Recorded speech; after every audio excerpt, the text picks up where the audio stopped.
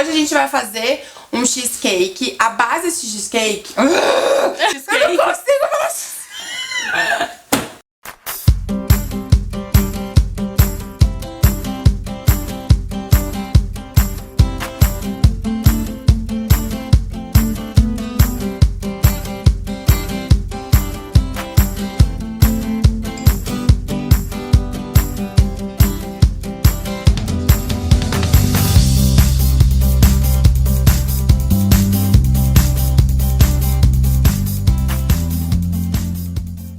Oi gente, tudo bom? Agora o canal vai ter uma novidade. Uma vez por mês eu vou chamar um convidado pra gente falar sobre alimentação de corpo e alma. E a gente vai fazer uma receitinha juntos. A primeira convidada vai ser a Mafê da NutriConsult, nutricionista, minha amiga. O que nós vamos aprontar hoje, amiga? Hoje a gente vai falar sobre açúcares e adoçantes e a gente vai fazer uma cheesecake maravilhosa. A receitinha que a gente vai fazer hoje, então, vai ser o cheesecake. A base desse cheesecake é igualzinho à torta de banana com brigadeiro de biomassa que a gente já fez. Vai estar aqui pra vocês. O creme, que a gente faz do creme cheese normalmente... Gente, no interior é creme cheese, entendeu? Tipo, desculpa, creme cheese, corrigindo. Pronto. A gente vai fazer com as castanhas, né, amiga? Que fica... Isso. A castanha de caju, que a gente deixa de molho. Que a gente deixa de molho. Amiga, por que a gente deixa de molho essa castanha? Primeiro, pra deixar mais molinho, pra poder fazer o creme. Tá. E segundo, mas não menos importante, pra eliminar os fatores antinutricionais de todas as castanhas, os grãos e as sementes que a gente tem. E aí a gente deixa de molho, troca a água do molho e no final usa só a castanha molinha pro creme. E amiga, não dá certo se a gente fizer com a castanha torrada? Tem que ser com ela crua sempre? Tem que ser porque com é ela mais crua. difícil de encontrar, né? É que pro creme precisa ser ela crua pra ele ficar branquinho, igual o creme do cheesecake normal, entendeu? Entendi. Então, gente, tentem encontrar a castanha crua. E a nossa cobertura vai ser de morango. E o que a gente vai adoçar hoje vai ser um dos adoçantes que a Mafê vai contar pra gente, que é o maple. E quando você vai contando pra gente um pouquinho desses adoçantes e açúcares, eu já vou fazendo a base aqui pra gente, tá bom? Tá bom. Vamos lá. Pra fazer a base da torta, então, a gente vai usar as nozes que ficaram de molho por 1 hora. Por que que precisa ficar de molho? Porque ela vai ficar mais molinha e ao mesmo tempo também vai eliminar os fatores antinutricionais igual da castanha de caju. Pelo mesmo motivo. E quanto mais tempo ela ficar de molho, melhor. Tipo, umas 8 horas, 12 horas, tá ótimo. Tá, tem diferença entre ficar na água gelada ou na água quente? Então, na água quente acelera o processo de tanto de tirar os fatores antinutricionais como de amolecer. Se você quiser deixar menos tempo em água quente, vai dar o mesmo efeito aí da água gelada pelas 8 horas. Entendi. Então, gente, se programa pra fazer essas receitas que tem os nuts e tentem sempre deixar de molho um dia antes. Então vai ser as nozes. A gente vai adoçar essa parte da base com a tâmara.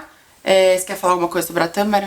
Bom, a tâmara é um ótimo adoçante, é uma fruta seca, ela é super concentrada em açúcar, então a gente aqui nessa receita vai usar ela e um pouquinho do maple, que eu vou falar daqui a pouco os benefícios dele. E aí a gente usa ela como adoçante, não usa praticamente mais nada, porque ela já concentra bastante açúcar, tá? E a gente vai usar o coco ralado, que seria o quê? A gordura aqui também, junto com a castanha? Junto com a castanha, Pra dar uma textura, né? Exato. Então vamos lá, a gente só vai bater no processador e a gente vai abrir uma forma de fundo removível, que eu tô usando uma de 22 centímetros. Vamos lá.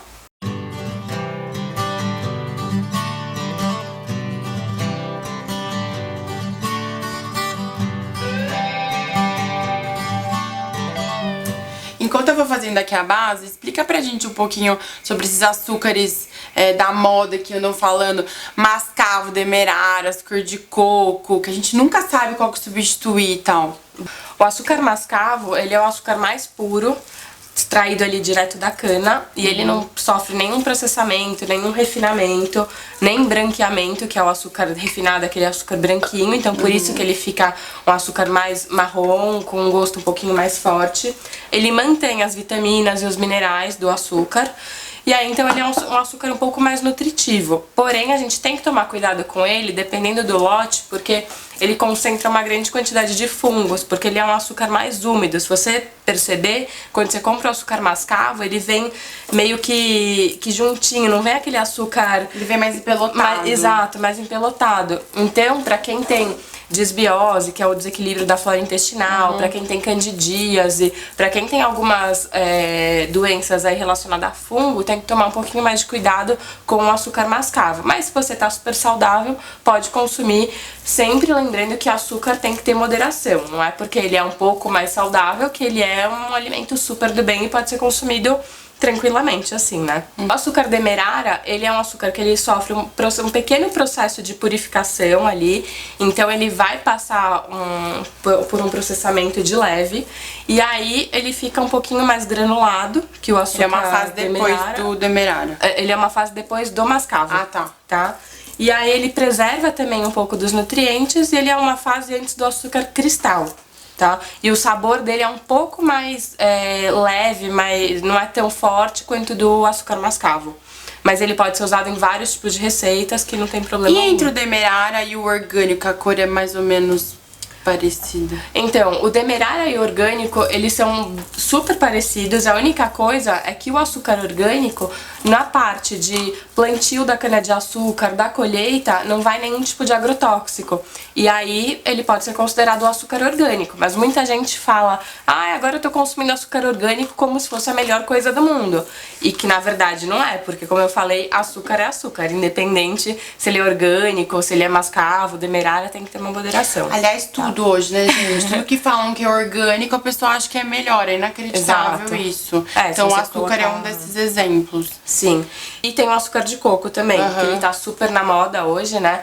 O açúcar de coco, ele é extraído da palma do néctar do coco ali, e ele sofre praticamente zero processamento, e ele é um açúcar que a diferença dele é que ele tem baixo índice glicêmico. Então, quando a gente consome, ele não faz aquele pico de insulina no organismo, tá? Inclusive podendo ser consumido com muita moderação por pessoas diabéticas, mas assim, é com muita moderação, tá? Quem for diabético tem que ter sempre uma orientação da quantidade que vai consumir. E o sabor dele é maravilhoso, eu sou muito apaixonada por ele. Mas então, pra adoçar, tipo, um docinho, teria que colocar mais dele ou não? Assim, em relação à quantidade, em relação aos outros. Tipo, se for fazer uma substituição, agora a gente faz uma receitinha aqui, teria que colocar mais dele. Como que a gente faz essas substituições? Não, em relação... Entre esses? Entre eles não tem nenhuma substituição. Inclusive, do mascavo, você pode até usar um pouquinho menos, porque como ele tem um sabor um pouco mais marcante, então você pode usar menos pra ele não roubar todo o sabor ali da comida, da preparação, tá? Mas do demerara e do açúcar de coco, a mesma quantidade. Na receita pede 1 xícara de açúcar refinado, você vai usar 1 xícara desses outros tipos de açúcares. Entendi. Você diria que, sei lá, o açúcar de coco é mais saudável? Comparado com todos, pelo fato de ter o índice glicêmico mais baixo, sim. Entendi. Então fica a dica. Eu acabei de fazer a base aqui, eu vou levar pra geladeira, né? Tem que ficar mais ou menos... Dá pra deixar uns 40 minutos, 1 hora pra ele gelar bem. Tá bom, combinado. A gente já tem uma outra pronta que depois eu vou mostrar pra vocês. E agora eu vou bater a base. E aí, enquanto eu bato a base e a gente monta, eu queria saber sobre mel, melado. Aliás, é melado ou é melaço? Cada um fala os um dois. jeito. Então tá. Os dois Sobre estão esses dois. Agora é pra fazer o nosso creme do cheesecake no lugar do nosso cream cheese. Boa. A gente vai usar, então, a castanha que tava de molho, uma pitadinha de sal, que é pra realçar o sabor, né? Sim, faz toda a diferença. Em receitas doces sempre tem uma pitadinha de sal. Uma pitadinha. Um pouquinho de limão.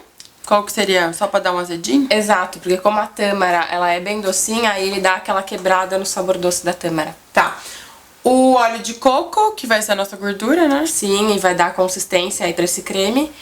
E o extrato de baunilha. Aqui no canal, eu sempre que a gente usa o industrializado, eu sempre tento, né, mostrar para as pessoas qual é o melhor pra usar. Como que a gente escolhe um extrato de baunilha, tipo, legal, que não seja tão ruim sendo industrializado? Então, você tem que sempre optar por uma marca que não seja dessas indústrias mega, giga aí, porque aí eles vão fazer um extrato que vai vir exatamente da fava de baunilha, que foi conservada no extrato alcoólico, e aí conseguiu fazer um extrato de baunilha mais natural. tá? O que não deve ter lá nos ingredientes? Que agora todo mundo tá lendo os rótulos aí, né? O que não deve ter no extrato de baunilha? Açúcar, porque Tá. alguns têm açúcar, e muitos conservantes. Mais de um conservante ou de estabilizante aí não pode ter, tá? Então pra esse creme a gente só vai bater tudo no processador também.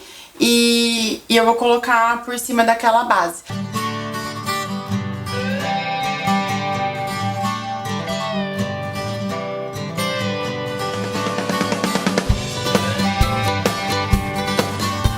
Nosso creminho já tá pronto aqui, eu vou colocando. E conta pra gente sobre mel e melado. Bom, mel é um alimento super natural, advindo aí das abelhas, né? E ele tem bastante quantidade de nutriente. Ele, a maior parte, mais de 40% dele é feito de frutose. Então, teoricamente, ele não causa aquele pico de insulina no nosso corpo, porque ele não é absorvido logo de cara. Mesmo assim, também não é bom exagerar. E fora isso, o mel ele é tipo 1001 utilidades, tipo Bombril, sabe? Você pode usar ele pra hidratar a pele, hidratar cabelo. Ele é rico em ferro, então ele serve também pra quem tem anemia. É muito interessante o uso do mel, só que ele tem um sabor um pouquinho forte também, bem característico dele, então tem algumas pessoas que não gostam. Então em receitas você tem que usar uma quantidade menor pra ele também não roubar o sabor da receita toda. O melado ele é obtido através da evaporação do caldo da cana. Ele também tem seu sabor característico e ele é um pouquinho mais barato que o mel. E ele o melado é um produto super brasileiro, né? A gente encontra ele em receitas que usam ingredientes bem nativos daqui do Brasil. E ele é super gostoso, só que também tem um índice glicêmico mais alto, então a gente tem que tomar cuidado com a quantidade que a gente vai colocar pra não ter não causar nenhum efeito maléfico aí no nosso organismo. Tá. Eu quero fazer uma pergunta em relação aos dois. Como conservá-los? Na geladeira, fora? Eu nunca sei.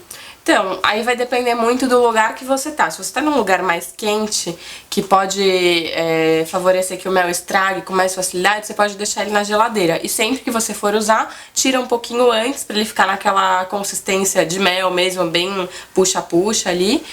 Se não, você pode deixar no armário, sempre longe do fogão e do calor, que aí ele vai ficar sempre numa consistência legal e não vai estragar. E não tem problema quando ele vira aquele açucarado, né? Então, não tem problema, mas é que ele não fica tão gostoso depois que ele vira Mas aquele mel significa que açucarado. ele tá estragado. Tá bom. Ó, gente, tá pronto o nosso creminho. Eu vou levar pra geladeira por mais uns 20 minutinhos. Sim. E a gente vai bater no mini processador a nossa calda, que vai ser morango, óleo de coco, o maple, que agora a gente vai falar sobre esses adoçantes. Sim. E um pouquinho de limão. Vou levar lá e a gente vai bater e a Mafia vai terminar de contar pra gente sobre os adoçantes.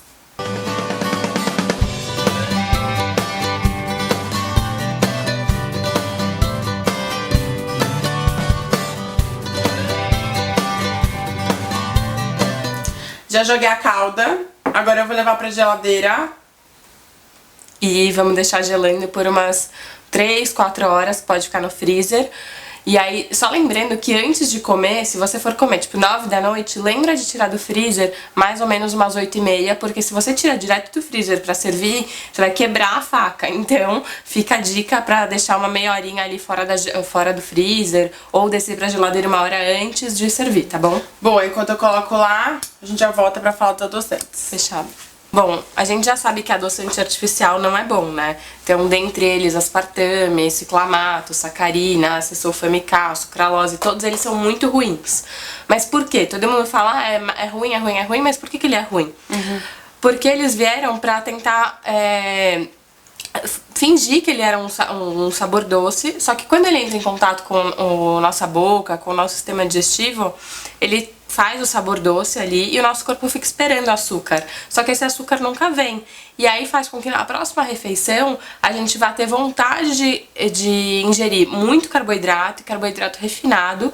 E quando a gente ingere esses carboidratos, a gente vai absorver muito mais o açúcar dessa refeição. Então o nosso corpo, a gente não consegue enganar ele. Não tem como a gente ficar tentando mascarar sabores. Aí é muito melhor você usar um adoçante natural, como stevia, por exemplo. Eu sei que muita gente fala que o sabor dele é amargo, que ele não deixa um sabor legal, mas hoje já existem stevias que deixam menos sabor residual, e sempre usar uma pequena quantidade. Então, stevia é um adoçante natural que pode ser usado aí em substituição aos adoçantes artificiais. E tem também, hoje que tá muito na moda, são os polióis, que é álcool de açúcar, um poliol. E aí de poliol a gente tem xilitol, maltitol, eritritol. Basicamente são esses que a gente ouve mais aqui no Brasil, tá? O eritritol tá entrando agora aí no mercado, tem o sorbitol também. Só tem que tomar cuidado com eles porque eles são altamente fermentativos. A gente não absorve eles, mas eles fermentam. Esse eu nunca vi nenhum desses. Desses polióis? Desses nomes, aham. O xilitol a gente encontra com maior facilidade. Sim, mas os outros... O eritritol, agora tem uma marca que lançou ele, que tá aí em lojas de produtos naturais, em mercados. O sorbitol e o maltitol, normalmente eles estão muito mais na composição dos produtos do que você comprar isoladamente. Pra adoçar. Só tem que tomar um cuidado. Quem tem intestino com desbiose, que eu falei lá no começo, não pode consumir nenhum tipo de poliol, porque ele vai fermentar e aí ele vai causar gases, diarreia, constipação, dor abdominal. Então tem que tomar cuidado com melhor isso. Não comer Exato. É sempre melhor. Ou usa uma fonte de açúcar natural e com uma baixa quantidade, ou vai pro stevia, ou aprende a educar seu paladar e come a comida do jeito que ela tem que ser, né? Então, você tá querendo dizer que quando a gente come um adoçante desses piores aí, que não são os naturais, e a gente vai comer um alimento depois, a gente acaba absorvendo o açúcar dele de uma forma muito mais agressiva? Tipo, o açúcar natural do alimento, tipo, você vai comer uma fruta, a gente vai absorver a frutose desse alimento de uma forma muito mais agressiva. Exato, numa quantidade maior. Entendi. E tipo, vou comer um arroz integral, vai ser uma bomba, né? Sim, sim. Por isso que eu falo tanto pras pessoas. Todo mundo fala, mas eu só tomo no cafezinho. Mas quantos cafezinhos você toma por dia e você coloca lá um sachê de adoçante ou coloca 3 gotas? Quando não, a pessoa que esguicha o adoçante ali no café, né? Então tem que ficar de olho. Mas, Fê, se a pessoa não tem problema com diabetes, nem nada do tipo, é saudável, mas ela quer adoçar, tá, o café, o que quer que seja. O que você acha? Melhor usar o quê, então? Açúcar de coco? Todas as opções? Sim, eu vou pro açúcar de coco ou pro mel. Tá, acho que são as melhores opções. Mel de abelha. Mel de abelha, normal. Ou se puder ser o orgânico, melhor ainda, tá? Mas são as duas opções que eu mais uso aí, sempre com moderação. Boa. Gente, espero que vocês tenham gostado dessas explicações sobre açúcar e adoçante. Espero que tenha sido tão esclarecedor quanto foi pra mim. Muito obrigada. Obrigada pelo E agora a gente vai comer o nosso cheesecake maravilhoso. E espero que vocês façam a receita. Se vocês curtiram, deem um like. Eu vou deixar o contato da Mafia aqui também, as redes sociais. Sim. E é isso aí, gente. Inscreva-se pro canal e aguarde as próximas receitinhas e os próximos convidados. Obrigada. Obrigada.